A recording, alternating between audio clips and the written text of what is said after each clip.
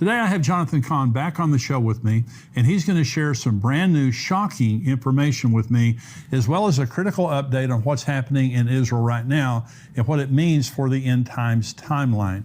For access to today's entire show, become a subscriber today at endtimes.com for only $7 a month. Also want to remind you of my new book, Look Up, which is available now. Just visit the link below to purchase. I'm Jimmy Evans. Welcome to the Tipping Point Show.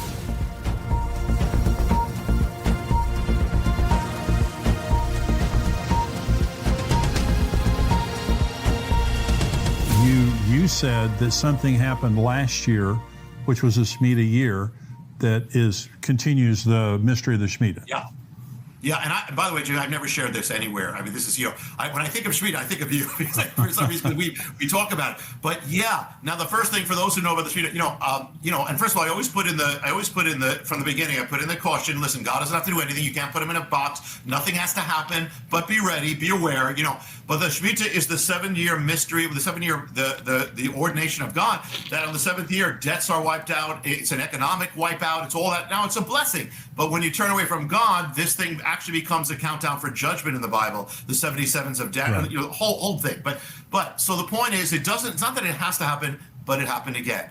But when 2001, you had, 2008, and on the exact day of the Shemitah, you had the greatest wipeouts in history.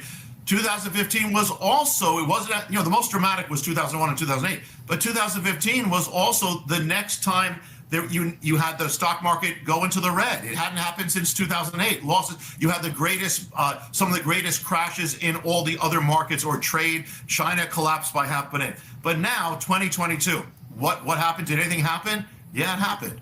2022 was the worst year of the stock market since 2008, the Shemitah of 2008. It was the worst year of the bonds and stocks since the Great Depression. It was the worst. The thing about it was the worst year in the bond market. Okay, usually if the stock market crashes, the bond market will stay. Yeah. Bond markets are but this year both of them crashed, and it was the worst year for the bond market in the history of the bond market. Oh my God! This Shemitah absolutely was the worst year ever. It was the worst year of stocks and bonds combined, the global market in history as well. Lost about $30 trillion. The markets like the NASDAQ and the S&P were down 20%, 30%. People don't realize it was, and you had the Bitcoin crash. It was one of the, some people said it was the worst year ever because it affected everything. But yeah, it happened again. And the Shemitah began in 2021 in September. By January, the stock market reversed itself, and it was going down since then. Then, when you get to the peak, the peak that Elul 20 at the very end is the peak. You had a crash all over on that week that brought every market into the bear market on the week of the Shemitah. Now after that was over, only afterwards you start seeing recovery. Now we don't know what's going to happen after, but yeah, I've never shared this anywhere, Jimmy, but actually it came back in full force. Wow. Well, that's the reason that you're the one that originally was talking about the Shemitah in 2001, 2008, 2015, now again on 2022. Yeah. So let me switch gears a little bit. I want to talk a little bit about Israel. And I know you're very connected to Israel. What is happening there right now in this morning's newspaper, Israel's wanting to annex the Jordan Valley. They're wanting to build 10,000 more houses in Judea and Samaria. That's been condemned by the United States, Canada, France, England. So there's a tension building. Joel chapter 3, God says, in those days at that same time when I bring back the captives of Judah and Jerusalem, I'm going to enter into the judgment with the nations in the valley of Jehoshaphat for the way they've treated my heritage, my people Israel, and they've divided up my land. And so this is something that we see happening, the division of the land of Israel, which ultimately Armageddon is about Jerusalem. Armageddon is about the division of the land of Israel. Okay, and there's going to be the worldwide outcry against Israel because they're not going to give up Jerusalem. I don't believe they ever will. But what do you see right now in current events in Israel? What do you think is happening related to the end times? Well, one is exactly what you say, that the controversy over Israel never ends. And here is a the Jewish people said, if we could just get back to Israel all our problems will be solved. The reason why the world hates us is because we don't have a nation. We're not like the others. Once we get back, we're going to have peace. Well, the Bible says something very different, Yeah. and that's what happened. So it never stops. I mean, since you and I probably were kids, it's always, there's never a time that Israel is not out of controversy. That's amazing. I mean, how many other stories are like that? I mean, the Cold War is gone. Yeah.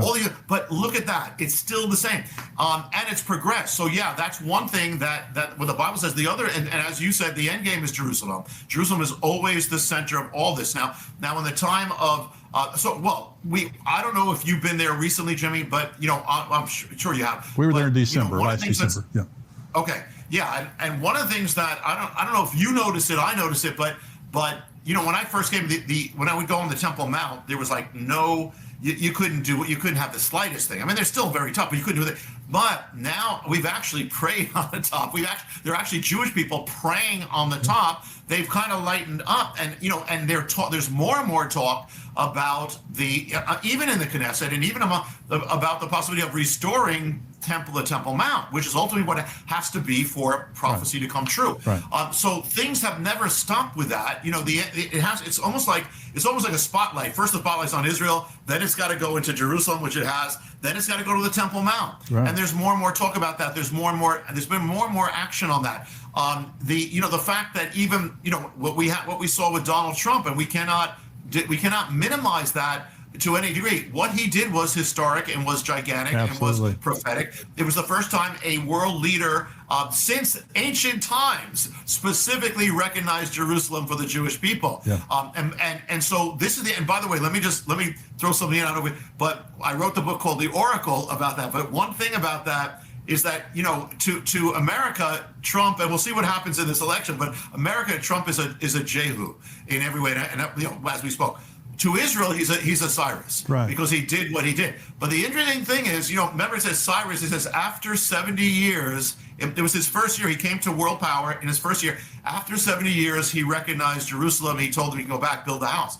Well, when you look at there's a date that actually the world separated Jerusalem from Israel. It was actually the date when the United Nations voted that they would have an Israel again, but they separated Jerusalem legally in that same day in November with that declaration.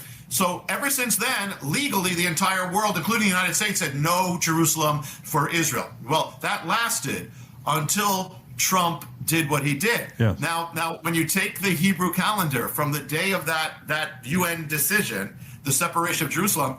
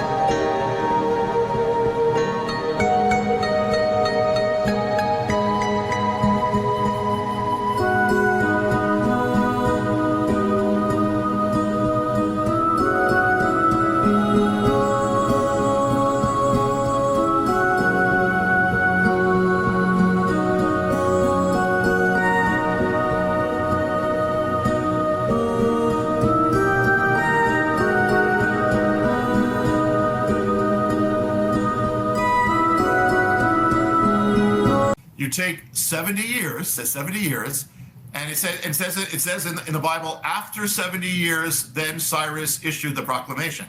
The day after that, you take 70 years exactly, day after is the day that Trump issued the Declaration of Jerusalem. So God has his way, and no matter what happens, no matter what the world says, no matter what the United Nations says, Israel is not moving, and Jerusalem is not moving. And our eyes need to be on the Temple Mount, because we know it, and that is where it's all converging.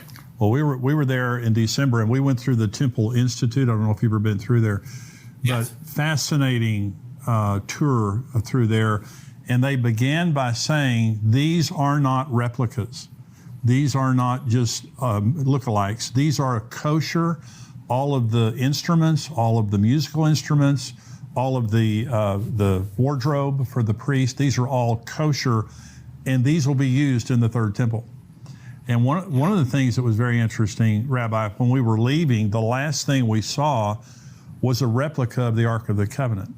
And they said, we know the location of the Ark, and when the time comes, we'll go get it. And so what I believe was that when you look at, I have a rabbi on the show, Mark Biltz from Washington State. Yes. But we talk about the blood moons. In 1949 and 1950, that was the Holy Land. In 1967, 68, that was the Holy City. But then in 2014 and 2015, there were also the tetrad of blood moons.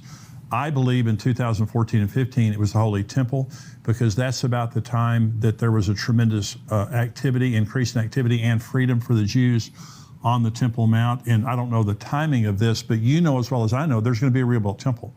At some point in time. Let me ask you one more question before I let you go. What do you think about Iran? Obviously Ezekiel 38 and 39, we're seeing that war unfold. Now, we don't know exactly when it's going to happen. Iran has now a hypersonic missile that can reach Israel in 400 seconds, 6.66 minutes. They believe that the Israelis believe that they're very close to enriching enough uranium to have a nuclear weapon, which obviously this is an existential threat to Israel. They cannot wait to get attacked by Iran. What do you think about what's going on? Yeah, maybe. Well, Jimmy, when I was just coming to the Lord, and it was prophecy that led me to the Lord. I picked up the late great planet Earth. I was an atheist. I picked up the late planet Earth. That got me started. And I went to this prophecy thing. I wasn't a believer. I'm a Jewish guy coming in there. And they're speaking about Iran, about the prophecy of Ezekiel 38 and 39. And it clearly says Persia, and we know it's Iran. And somebody stood up and said, it's never going to happen. Iran is one of the biggest allies of